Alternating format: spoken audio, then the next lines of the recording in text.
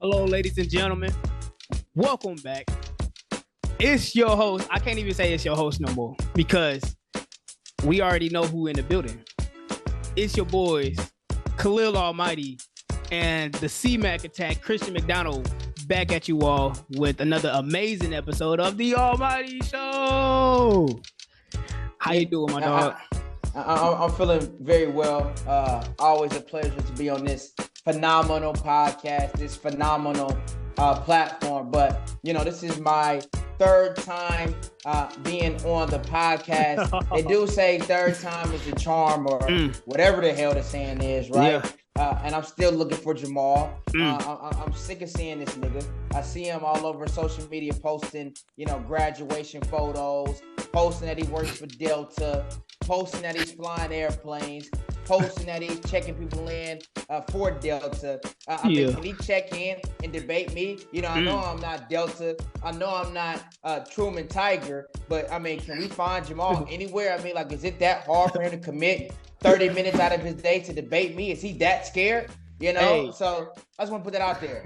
I just want to say, we tried to get this together, you know what I'm saying? His schedule just didn't align. He just gotta get his bucks today, man. He gotta get his bag today. So I'm still working to find a time for both of y'all, bro. It's still going on. It's gonna happen.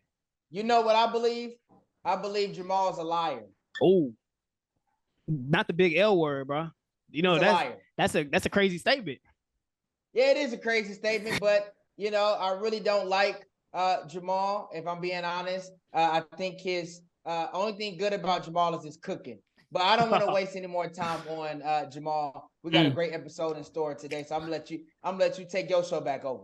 For sure, man. Thank y'all. As you see, man, we wasn't able to have Mr. Broy on the show, but it will happen in the future. Something that's been happening recently, or just recently happened, is the Celtics ending one of the most dominant seasons of all time, if we're being honest. Beating the Mavericks in 5 in the finals. What are your thoughts on the series as a whole? The Celtics winning in 5. I thought the series was boring.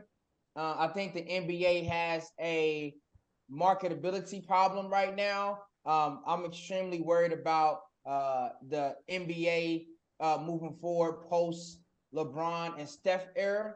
Again, this is, I think this is the 5th year in a row that, the NBA finals on average, struggle to get 14 million viewers, right? And to put that in context, I think when Caitlin Clark and Angel Reese played, they had like 13 to 14 million viewers.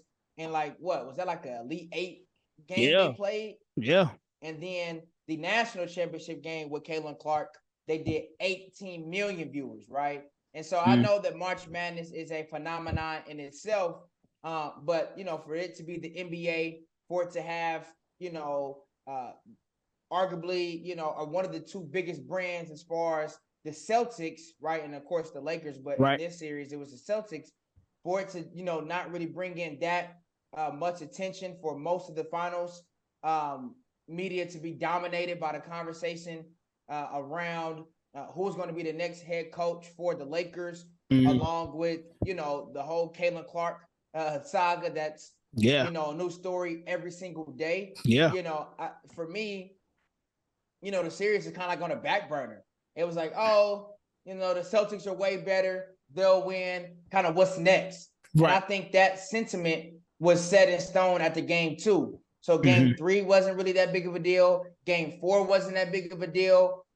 And okay, maybe if the Mavericks win game 5, then the hype kind of maybe builds for game 6. But overall, to wrap up my long-winded statement, the NBA is in trouble, man, and they need to really kind of figure out, okay, what's that storyline that's going to get people, to really buy in and get excited to watch basketball, no matter what game it is in the series. And you are definitely right about that. That's something that I've been seeing a lot lately. A lot of folks, whether it's online, whether it's me talking, in person with others, a lot of people have been finding the series boring, and I do believe it falls back on a marketability issue. One thing that we see when it comes to old heads talking about the NBA, I know we're starting to reach unk status, but I mean, the people that watched Jordan in the finals, that watched Kobe three-peat, Bron when he was up and coming, One thing that the NBA now is missing, especially since Adam Silver became commissioner, is the storytelling of making the game bigger than life, making it a spectacle, really. I mean, even back then, you had courts different. People had the different uniforms. Do you remember back when the finals was like when it seemed bigger than life? They had the finals trophy on the floor when they was playing. We don't really see that nowadays. Yeah. When it comes to like the different presentation or the overlay of the TV broadcast, you'll see the finals gold or whatnot, but we still treat it as a run-of-the-mill regular season game series. And if in all honesty, we've seen the play-in be marketed better than the finals this year, if I'm being completely honest. One thing I feel like the NBA has really fumbled was selling the fact that we were watching an all-time dominant team. Whether it's statistically or the eye test, we've never seen a team like the Boston Celtics of this year. And it's been a lot of different stories that they could have used to sell the product or sell the product even more than what they've been using. And I feel like the culture of sports talk today has been so watered down where just because we talk about the drama between the players, and yes, it's a player driven league now, but I feel like we should shift the focus back to it being team oriented. A lot of people nowadays, I mean, I know we got our bronzexuals, we got our fan base or whatnot, but a lot of times we see a lot of folks be just fans of just the players and not the team. Wherever the player goes, that's where the loyalty goes. And I'm not saying that's completely wrong and it's blasphemous that that's the thing, but we need to bring back loyalty to the shield, to the brand, that is the NBA or the teams. And that's one thing I feel like the NFL has done better than the NBA is having that team loyalty. But all in all, just to wrap up what I was saying, yeah, it does have a marketability issue right now in the NBA. I personally don't think that the series was boring just because I was rooting for the Celtics. I wanted JT to bring one to St. Louis. But I feel like the NBA sold and fumbled on just telling that story aspect, making it bigger than life. Well, I don't. I get what you're saying. You made a lot of great points. As far as the branding on the court, how it used to look. But the players tell the stories, right? Yeah. The NBA didn't really. Honestly, LeBron was on Sports Illustrated at 16 years old, right? Yeah. He was called the chosen one before he even graced any NBA court, before he was even in the summer league, right? And so the players, sell, the media sells kind of the stories, right? But right. You also have to have that elite level player, and you have to have that player that is also box office. Right. Jayson Tatum is a star player. He's not a superstar. Jaylen Brown is not a superstar. Those guys are really boring. Jayson Tatum, he gets up there on the podium. And he's just like, yeah, if we don't win game 5, it's not going to be the end of the world. Or, I got to be better today. I got to be better at my shot selection. It's just like run of the mill, just very boring. There's nothing exciting about his personality. There's nothing excited about Jaylen Brown. Like Americans are not going to get behind a European player like Luka Doncic. You know what I'm saying? So, like it's just like, do I really want to watch Jayson Tatum and them play? For what? Tatum is boring. This the Tugs are better than Mavericks. Like, what's really drawing me in? If I'm working 8 to 10 hours out of the day, right? And I gotta be up, after I eat dinner, and you got a family, you tend to your wife, you tend to your children, and you got another 2-3 hours of you being alert before going to sleep and repeating the same process the next day. Right. Is that really something that you're gonna stop your night and watch for those guys? I think most people probably say no. Right. And I get what you're saying. Jayson Tatum is very nonchalant, very relaxed type of guy, chilled out. He doesn't have too much flair on the things that he say. He's not as expressive as folks like Anthony Edwards or something of the sort, someone of the sort. So I will give you that. And like you said, I don't feel like a lot of people can get behind a European player, honestly. So I get what you're getting at, but I feel like that falls back on romanticizing, how well the team has been, making people understand that what we're witnessing is historic. And you can say that for every MVP season. You can say that for, every dominant season or whatnot. But what we witnessed was truly historic. And people would say it's boring because, the superstars of the team, well, not the superstars, but the stars of the teams are very nonchalant. They're very relaxed. They don't go above and beyond to make crazy clips or aren't very expressive with what they say, And I can't fault the players. That's just how they were raised. But, we have to find different avenues on trying to build excitement, for the different teams. Absolutely. For sure. So keeping on the topic with Jayson Tatum, Jaylen Brown, what grade would you give the two duos of the series? Luka, Kyrie, JT, and JB. What would you grade them on a scale of F through A? For the series? This series. Luka and Kyrie, F. They failed. Mm-hmm. Starting off with Luka. Yeah, man. I mean, if we're going to put you in that position where we believe that you can be a top 10 player of all time, you have to be able to commit on the defensive side of the ball, right? He has to get his emotions under control when he's talking to the ref, and it just has to be able to be more engaged. There's a lot of times where he had poor body language, where he wasn't getting back on defense, and basketball is a momentum sport, and so there were a lot of times his behavior or his poor behavior led to momentum plays for the Celtics, and that's just unacceptable, being arguably the best player in the NBA. Kyrie, I mean, we can look at his numbers. The first two games, he averaged 14 points a game. It didn't make a single three, right? So, and then in game 5, I don't know what he put up, but it was a blowout and he was nowhere to be found. Right. So, he failed. So they get a collective F. What about individually, though? F for both of them. Really? Yeah, they both failed. So that's how I feel about the Mavericks. I don't think there was really nothing that I took out that was super positive from them. Right. For Jayson Tatum, if we want to do individually, I give him a C. He really didn't. I mean, he showed up in game 5, but I mean, dude, it's disappointing because Tatum has the talent, the physical abilities to be a lock top 3 player in the NBA. For sure.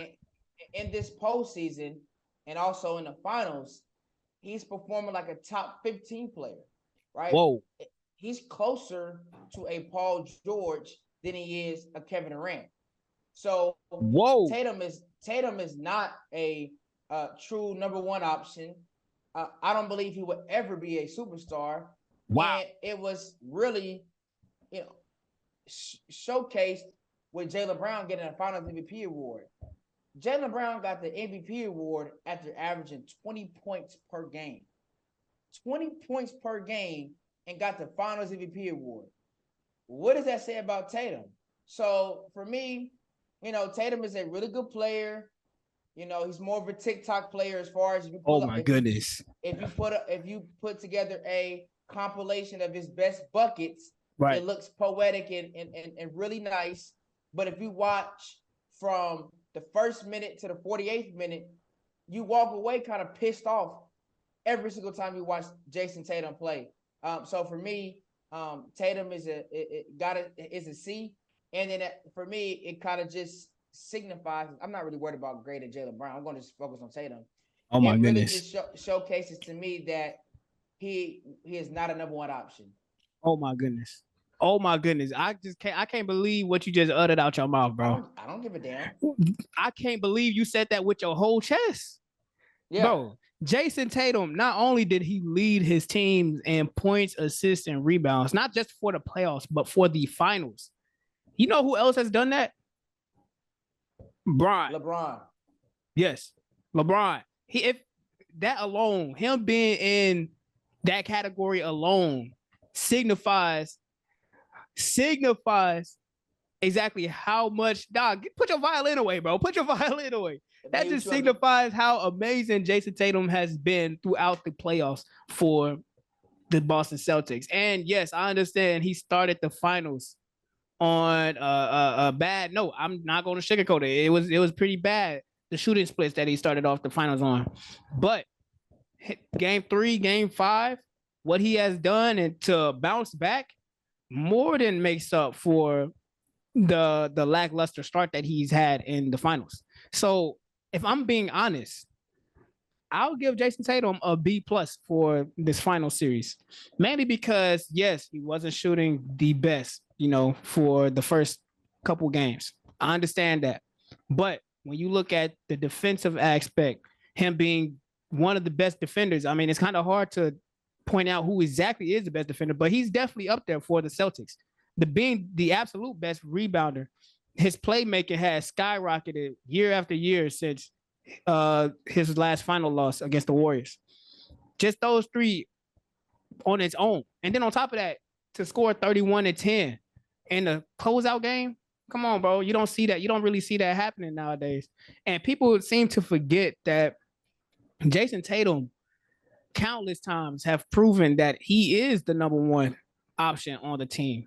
Whether it's back in 2022, putting up 43 on the Bucks to close them out in 6, or last year when he put up a 51 burger on the Sixers game 7 to get them out of here. Jayson Tatum has proven time and time again that he has more than what it takes to not just be top 5 or top 3, but to be a superstar in the league. And I understand he don't have the personality for it, but he's a model citizen, bro. He stay out of drama. He minds his business. I mean, for crying out loud, he's dating LMA. It should be me, not him dating LMA, but we ain't going to get too much on that. We ain't going to go too hard on that. But not only has he proven with the countless clutch moments in the past, and even in this playoffs, closing out the Pacers, even though people like to say, oh, all these teams were injured. He can't control that. What is he supposed to do? Let them waltz by just because, oh, Halliburton is injured or, oh, Jimmy Butler is gone? No. He finna eat what's on his plate. And that's exactly what the Boston Celtics has done. So I'll give Jayson Tatum a B+, just because, yes, the shooting splits weren't the best, but he still led the Celtics in all the major statistical categories: points, assists, rebounds. What more did you want from him? I mean, yeah, he could have shot better. For Jaylen Brown, I'll give him an A, mainly because of how consistent he was, and he had the task of guarding Luka mainly. And the fact, yes, I know he scored 20 points per game, yada, yada, yada, cool, but it's still a team effort, He still was consistent and closing out the games outside of game 5, closing out the games for the Celtics. Jayson Tatum will take over in the first half. Jaylen Brown will close it out. And he was frustrating Luka, making Luka be the crybaby that he was on the court.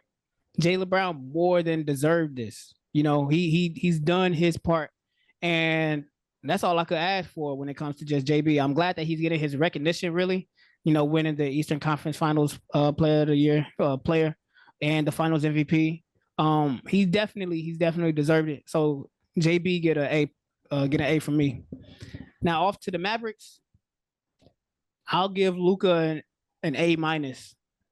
Yeah, A-. Damn near a B+. Yeah, he's always gonna put out his offensive output. He's a scoring machine for sure, up there with the likes of James Harden in his prime. I don't want to go too far, but Michael Jordan, one of the greatest offensive players that we've seen in a very long time. But he's a traffic cone on defense. And on top of that, he cries too much about not getting his way. And I understand, yeah, it's a physical game. People going to get away with some ticky-tack fouls or whatever the case. But you can't consistently talk so crazy to the refs and cry that you don't have your way and then just be a traffic cone on defense. You don't even make up for whatever bad shot you put up and miss thinking you got fouled. You don't even make up for it. And not only does that affect him, but it also affects his team because of his demeanor, So I will put part of the blame on the loss for the Mavs on him. I know he scored so much. Yeah, that's cool, but your attitude as a leader, it carries a lot of weight. Um, as far as Kyrie, he was not Kyrie this series. I give him like a C minus. Um, he just flat out did not show up. Celtics had him on in shackles. They had him locked up, and it was just sad. I feel like he really did curse himself by stumping on the logo. You know, Kyrie did not show up like we all expected him to, and I expected this to be a really fun and back and forth series. You know, especially going down to the wire, but Kyrie was a non-factor, so he gets a C minus. I don't know which one, to be honest with you. I feel like C is being lenient too, so really a C minus because he shot terrible and he was not a factor at all whatsoever this whole entire series. Yeah, I mean, only I have to say is you're too nice of a grader. You said, "What? I'm too nice of a grader." Absolutely. How? How, Sway? Well, I'll just focus on Tatum. The problem is we don't need him to be a B plus. We need him to be an A plus. And the fact that you gave him a B plus showed my disappointment because we should always look at him at least at A level when we're talking about these type of games. I'll give you that. I'll definitely give you that. And like I said, of course, he wasn't putting up the points that we expected him to for the like consistently. And right. I'll give you that. But the way he closed the series off and all the other things that go into being a winning player, whether it's getting the most assists in a half in a finals game ever, whether it's being the leading rebounder for your team, you know, or being one of the best defensive players on the floor at all times. He's done everything else, you know, besides doing one of the main jobs, which is scoring. And I get what you're getting at, but the fact that he made it up in every other category, I feel like that more than saved him, you know, from the scrutiny that he would have got if he didn't do any of that, you know. Yeah, absolutely. But as far as the Mavericks go, we spoke about how Luka really lost this series for them. In my eyes, Luka and Kyrie were the main culprits of why they lost. Where do you feel like the Mavericks should go from here? Man, keep that duo together, obviously. And then you got to add some more wing support. You know, I don't know if there's a possible way to get, I don't know, the cap situation. I don't know if there's a way to get like a Paul George or like a, hey, I'll call up Brooklyn. And I'm like, hey, I'm calling up Brooklyn. I'm like, hey, can I offer you 3 first-round picks and get Mikal Bridges? You Man, know, for real. Whatever it takes. Yeah. Get Mikal Bridges, you know, because that's they're missing. They're just missing that wing player that they can get and that you can stick on somebody, right? Yeah. You know what I'm saying? And so, again, I would revamp the bench, you know, maybe go get like a Gordon Hayward that didn't play much OKC. Maybe he's a good rotational player for you. Maybe a Lonnie Walker, you know, guys like that. You can kind of just fill in two-way athletic wings that can, you know, spread the floor, be really good defenders.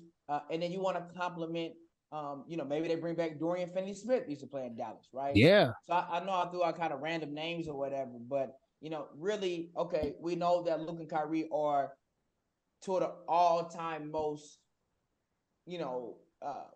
best offensively skilled players ever, right? Right. But they lack on defense. So it's going to be about, okay, what two-way wings can we add on defense that complement my two superstars' weakness? So for me, it's just keep those two together. They'll get better. Luka's going to get way better. But then how can I add those guys in free agency or via the trade market? For sure. And honestly, if we're being real, I felt like it's going to be a minute before the Mavs be back. I want them to be back. I want Luka to get one, you know. I feel like he still deserves an MVP. I still feel like he deserves another shot at the finals. But if we look at the West, man, everybody's still locked and loaded.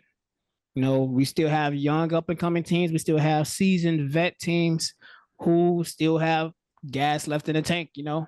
Absolutely. So, you know, being able to retool your bench, hopefully being able to not rely too much on Luka's offensive output just to get you to that position in the first place, being able to rely more so on your rotational pieces for being consistently good at shooting or making up for the lackluster defense that is Luka Doncic, aka the traffic cone. Right. I just feel like being able to retool that and just working your way, finding your way to get through the bloodbath. That's the West again, because the Wolves are only going to get better. The Thunder is only going to get better, So it's only a matter of time. And then let's not even talk about the alien that's down in San Antonio. And he's coming. They're gonna add a big time player this offseason. For sure. And two pieces in the draft. They got like 2 top 8 picks. So, yeah, absolutely. So it's a lot. And then we have Memphis coming back. A lot of players from Memphis was injured this year. So we can't even count them out really, because last time we checked, they made a deep playoff run last year, if I remember correctly. So I feel like it solely falls back on Luka getting better defensively, Dallas being able to add some good 3-and-D wings to their rotation, and just pray for the best, because Lord knows the West is only going to get more wild, Absolutely. For sure. So as far as, we look over to the East, if I recall this correctly, the Celtics have been, 2024? The Celtics have been to the conference finals or made a deep playoff run in 4 of the 6 years since Tatum has been drafted. Yeah. They finally got over the hump this year. Do you feel like this is the start of the Celtics dynasty? Yeah, I think they're definitely the favorites. Tatum and Brown are going to only get better. Man. They haven't even reached their true primes yet. Drew Holiday to me is a underrated star player that is a bona fide star. Yeah. And just phenomenal. I don't know if they'll be able to re-sign Derek White or whatever, but you still got Drew Holiday, you still have Tatum, you still have Brown. I think their biggest X factor will be the health of Porzingis. I don't know if they'll be able to go through another win another championship if Porzingis isn't healthy, right? He pretty much missed all of his playoffs. Like, he played a couple of sporadic moments in the finals, and those are big, especially game 1, setting the tone and providing some good minutes here and there. But for the most part, like, okay, let's say next year you run into Jokic and you need Porzingis, right? And so his absence, compared to different teams, might ring a lot louder than in this series. It was more kind of silent. So for me, they're in prime position to repeat. They should be the favorites. They should play as the favorites, but I think the only thing that makes gives me a cause for concern is just, okay, what is Porzingis going to look like when it really matters? For sure. And I definitely agree. I think they have all the makings to be the first team to repeat this decade, which is a crazy thing to say. We're already halfway in the 2020s, and there still hasn't been a repeat champion. There hasn't even been a champion that's made it to the conference finals of their respective division, So I feel like the Celtics has what it takes to break that streak and to be the first team to repeat. But like you said, it falls back on the health of Porzingis. He was a big reason why they were the number 1 seed in the East, and so dominant.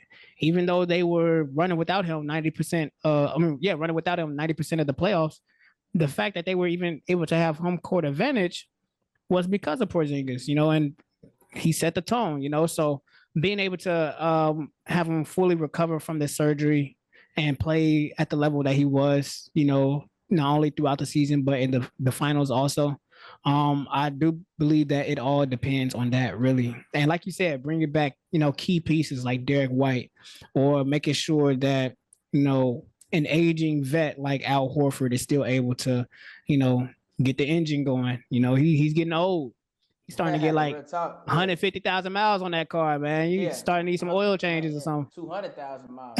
For real, So, it just depends on those two bigs in my eyes, and then Derek White for sure. Yeah. So, last but not least, we've finally been able to wrap up this season as a whole. We already gave our thoughts on the regular season. Yeah. What were your thoughts on the playoffs? Yeah, overall, it was a solid playoffs, but the NBA really needs Anthony Edwards to take the next step. Sure. Because in the Knicks, when the Knicks were playing, when Anthony Edwards was playing, that's when it was fun. That's when it was exciting. That's when I feel like it was a buzz around the NBA, right? And when they're playing at the same time, it's like, okay, one night watching Ant-Man, seeing what he's doing, right? And then the next night, I'm watching, okay, with all these injuries, can Jalen Brunson, will him to another win, right? We almost experienced the Celtics versus the Knicks, but we were left watching the Celtics versus Andrew Nembhard, right? And so Really, I want to see that shit. nobody do. For me, it's like it was a good playoffs, but like a lot is riding on Anthony Edwards right now. Anthony Edwards / Wembanyama is just as important to the NBA as Caitlin Clark is to the WNBA. For sure. So it's very paramount for those two to succeed, and we need some type of rivalry that we can latch on to. We don't really have nobody in the NBA that's really good that we really can hate. Nobody really hated the Boston Celtics. Right. We're a diehard Lakers fan, and but outside of that, nobody really hates Jayson Tatum. Nobody really hates Jaylen Brown. Right. You need some guys that are just so polarizing, that is so bigger than life, like you said, right? That you can kind of latch on to and sign up for that. I think that will be Ant with his personality, and I just think with Wemby and just how transcendent that he is, I think that would naturally just happen because he is so different. For sure. And like you said, I definitely believe the first 2-3 rounds. Well, yeah, the first 2 or 3 rounds, super exciting. I feel like we understand who's going to be next up. We have a good idea of, Ant is going to be the one to step up to the plate. So definitely seeing him step up to the plate and take the Wolves as far as he could possibly go.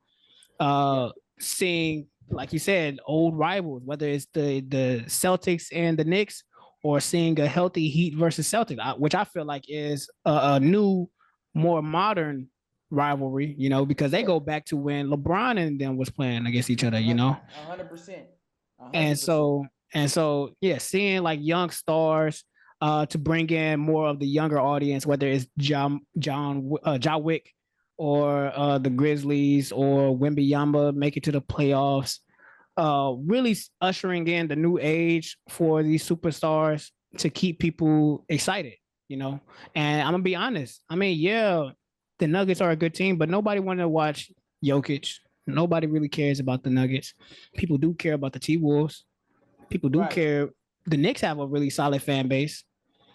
The Lakers are always going to have their fan base, So just finding different ways to just lean into the different fan bases of the NBA, whether it's the young stars or the young teams, really making a statement or really going the distance, But all in all, this is an exciting playoffs. Even though Giannis wasn't available, even though Embiid wasn't available, I look forward to seeing them next year. Yeah, absolutely. But because we just can't have those two, 2-star calibers. And in my eyes, Giannis, who is a superstar, we can't have superstars and stars like Embiid missing. So. That's that, and it's all about health. And I think it's gonna be some player movement. The all season is gonna be very interesting, very very interesting. For sure, and I'm not looking forward to it as a Clippers fan, man. It's not looking good for us. It's not.